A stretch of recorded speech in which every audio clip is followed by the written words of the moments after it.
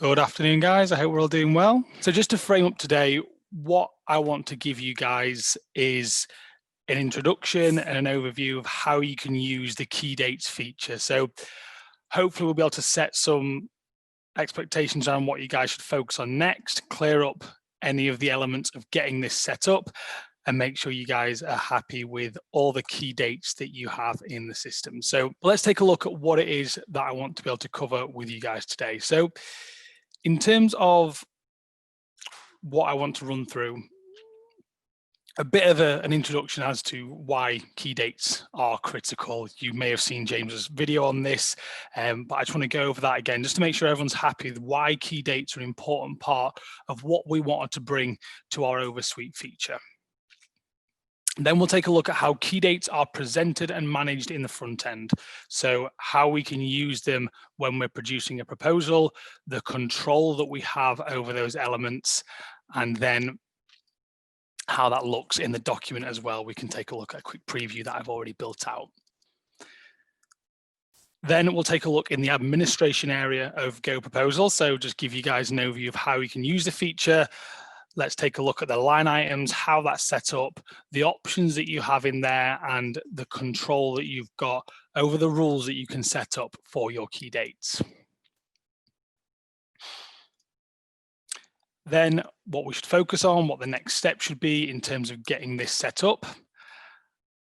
What's next for Oversuite, just a little bit of an introduction of what's coming this week, what's coming next week, for anyone who's not seen the post in the community.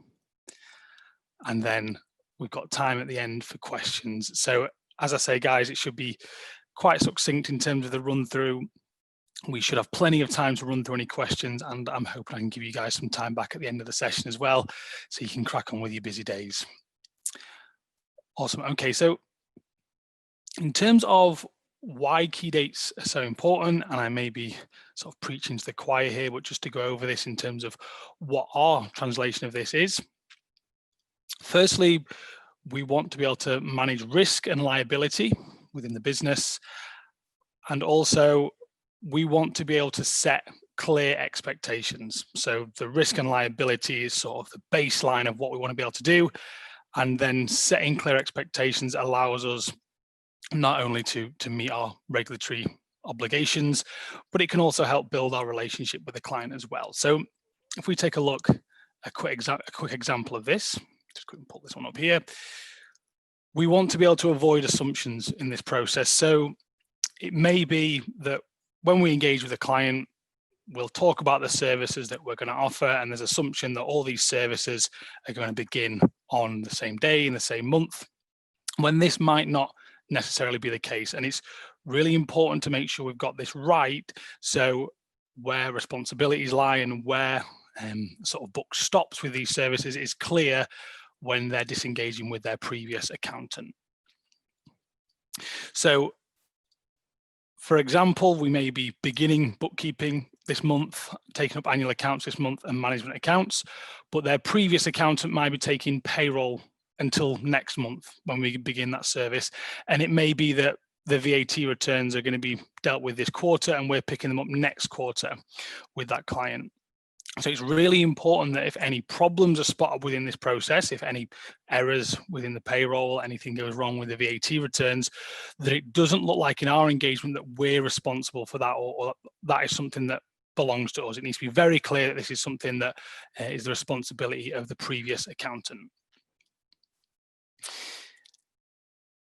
Now, that's where we can fulfill our regulatory expectations. But on top of that, we can go above and beyond this when we start talking about the deadlines for information and looking at the filing deadlines that we're going to be working with. So when we set the expectations around those key dates, that information, not only can we improve efficiencies internally within the business, but we can build better relationships with our clients because they're so clear on what's happening. You know, when we think about things like payroll, it's often a very sensitive thing that we don't want to get wrong. We need to be very clear around that. People get very upset when they're not paid on time.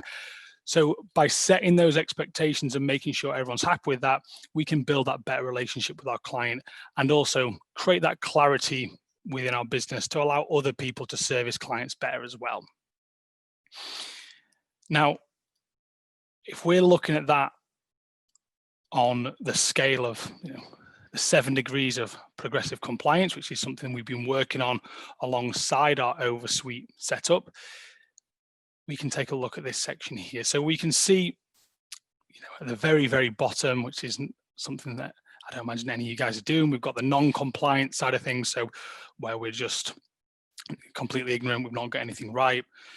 There's the surface level compliance and technical compliance, where we're sort of hitting the baseline of everything that we do. And where we want to be starting and where we want to have our baseline at is when we're in the risk management section. So we're managing practice risk as a baseline. So when we're thinking about who's responsible for VAT returns and where does the book stop there, that's where we can start doing that. We're managing mutual risk in there as well. But then you can see towards the very top of this scale, when we're starting to get into governance and care, this is when we're setting expectations, but also demonstrating to the client that we care as well. So once we're using those key dates, once we've got them in place and we're communicating them well, not only are we able to fulfill the foundations of compliance, but we can really step it up into these higher levels where we're setting expectations and demonstrating that client care as well. So if anyone wants to have a copy of this or see the article around compliance and care, please let me know and I can share that afterwards as well. Cool, great. Okay, guys, so the key thing here, as we've been through there, is obviously the risk management, making sure that everybody's aware of what's going on and that we're setting expectations with the client. So how does this work in Go Proposal? What does this look like? And what should you guys be focusing on to get this up and running? So what I've got here, let me just pull my couple of tabs up here. I've got the admin area where we'll run through what we can do with the feature in the back end, take a look at the key elements of setting this up and what we should be doing. But let's start with taking a look at how it looks in the front end. So I've built out a quick proposal based on some of the core elements of the key dates. So if we come down here, you can see, I've lost that, that's the wrong one. Sorry guys, see if I can find the right one.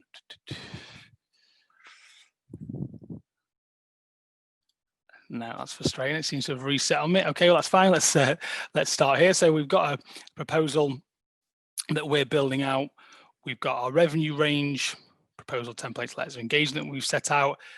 They're not going to be affected here. The key things that we want to be looking at are the services that we're selecting. So if I come into here and I select my payroll, I've got my annual accounts in here for this client and my confirmation statements. Then if I come into advisory services, I may also include the management accounts within this service as well. So once I've been through this and generated my proposal, all the same process as it stands, we're getting our monthly costs out of there. Then when we come further down here, once we've set up the key details in terms of the company details, we'll notice that there's a slight change here in terms of where these company details sit. So this is to do with the wider piece of oversuite, but you'll now see that the primary contact details sit separately to the company details. And this is going to be around the multiple signatures.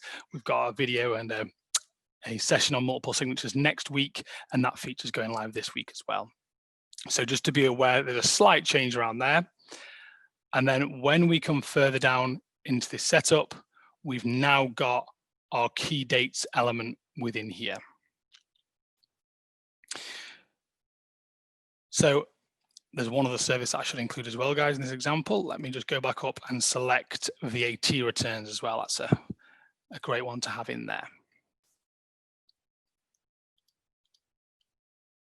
So now, if we come down here to the key dates section, we've got the ability to edit and update the key dates within that section, but also what we'll see in the back end is that these can be built out based on the rules within this section as well.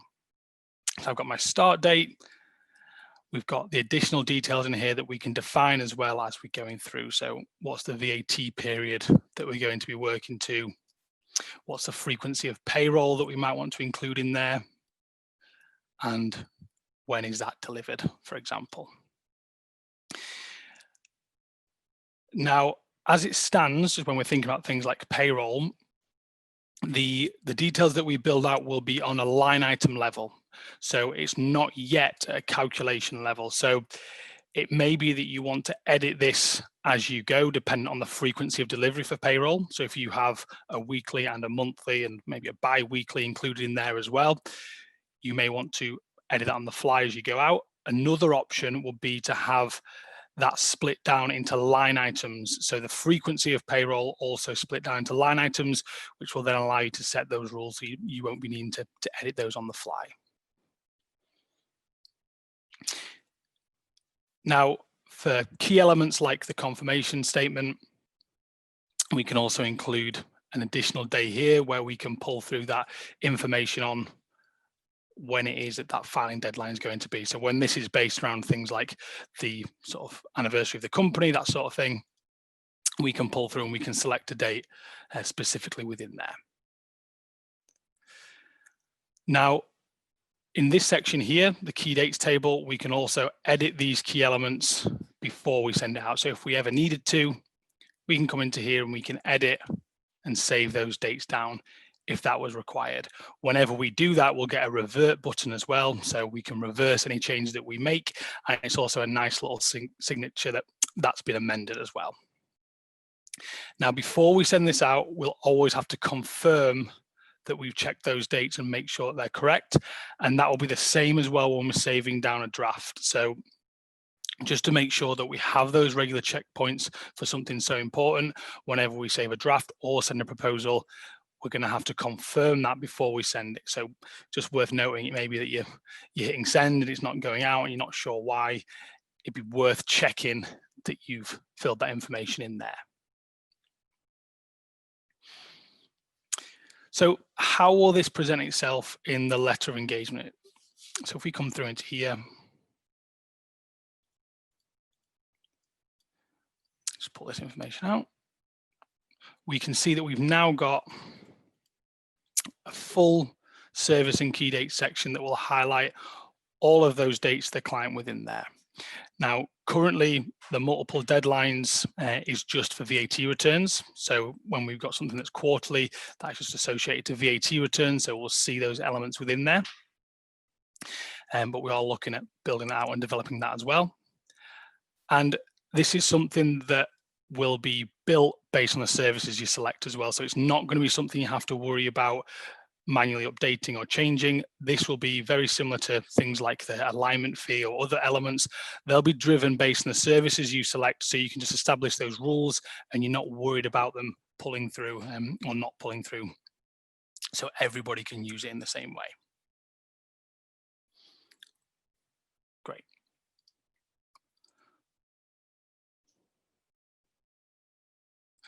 Great. Okay, guys, so let's just pull back into the admin area. So that is the tool in the front end. That's how we can manage and control that content in that side of things. Now, in terms of updating and managing this content, there's two areas that we want to be aware of. So the first area is just in the letter of engagement section. So when we come into here, we've got the key dates submenu there. We can define that information that's going to appear above it. So just the introduction to the table, and then we can overwrite these headings as well if we need to. So if you would prefer a different heading here, you can overwrite those in there to set one that's more suitable for yourself or suitable for your governing body, depending on what you need.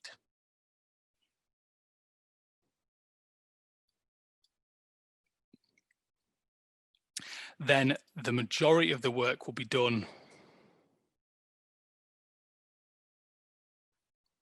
in the line items themselves. So if we come through into here, let's just start with VAT returns to have a look at that.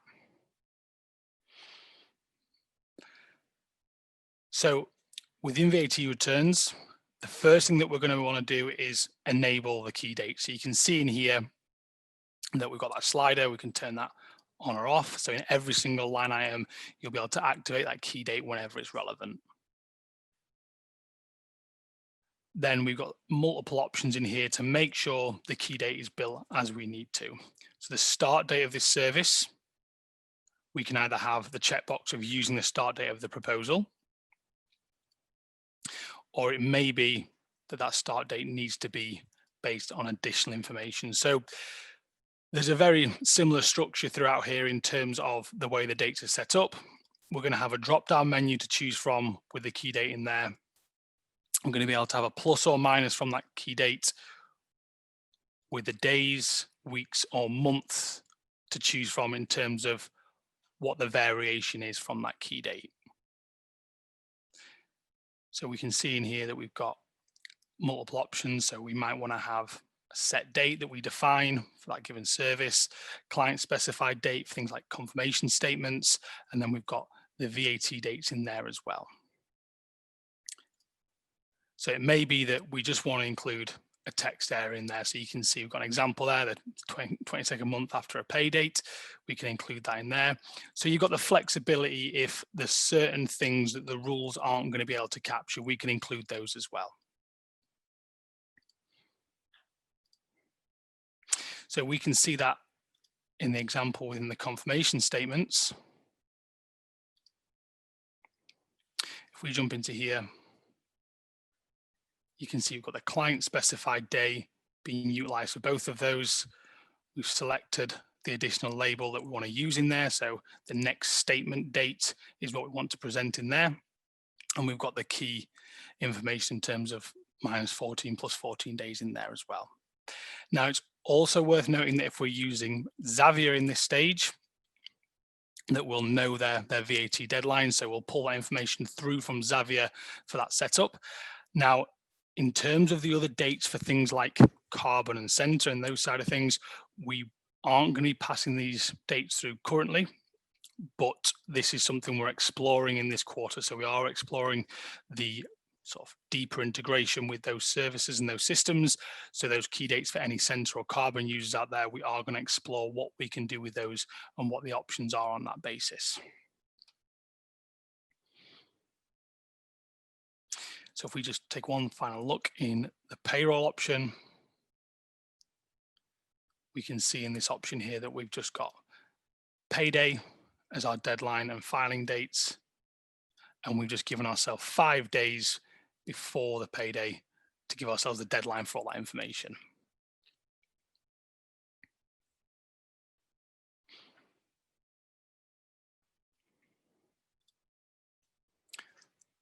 Awesome. Okay, so fairly straightforward, guys, in terms of the setup and how it's going to be used.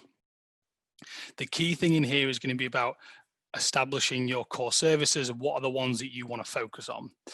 So in terms of getting set up, the key focuses that you should look at here are around those core services that you deliver. So what we would always recommend is looking at the key services that are going to be part of your regular engagements. So just some starters for 10 here in terms of payroll, management accounts, VAT returns, corporation tax return, annual accounts, those sort of things.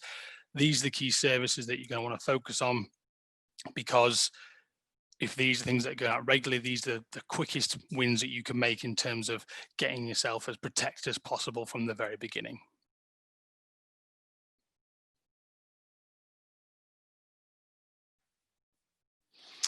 Now, in terms of setting aside the time to get set up, if you guys aren't already set up within the system, I would recommend an hour just to get those core dates set up. Now, it may be that you need a little bit more time if you want to be introducing team members to the process, or you want someone else to help you and input into that. And if you guys need any help or support getting set up with that, don't hesitate to reach out. So if you want a 30-minute surgery session with yourself and the person who deals with compliance within your team, then we can set that up and we can help you out with that side of things as well.